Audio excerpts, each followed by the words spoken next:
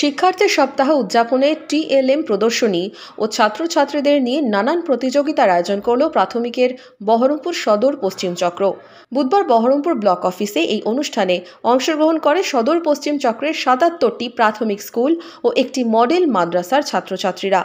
জানুয়ারির প্রথম সপ্তাহ জুড়েই পালিত হয়েছে শিক্ষার্থী সপ্তাহ। স্কুলগুলিতে হয়েছে নানান প্রতিযোগিতামূলক অনুষ্ঠান। এবার ছাত্রছাত্রীদের স্কুলের গণ্ডি পেরিয়ে চক্রস্তরীয় প্রতিযোগিতার আয়োজন করা হলো।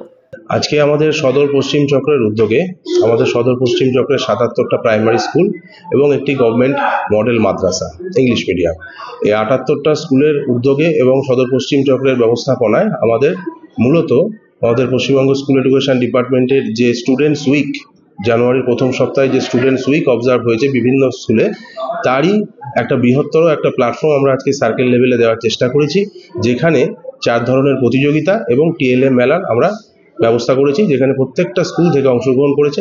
এছাড়া আমাদের আবৃত্তি প্রতিযোগিতা রয়েছে, সরব পাঠ রয়েছে, ডিকটেশন অফ ওয়ার্ডস রয়েছে, এছাড়া ড্রয়িং কম্পিটিশন। এদিন ছাত্রছাত্রীদের জন্য ছিল অঙ্কন, কবিতা আবৃত্তি পাঠ, সরব পাঠ ও শ্রুতি লিখন প্রতিযোগিতা, ছিল স্কুলের টিএলএম প্রদর্শনীও। এদিন ছাত্রছাত্রীরাও উৎসাহের সাথে প্রতিযোগিতায় অংশ নিয়েছিল।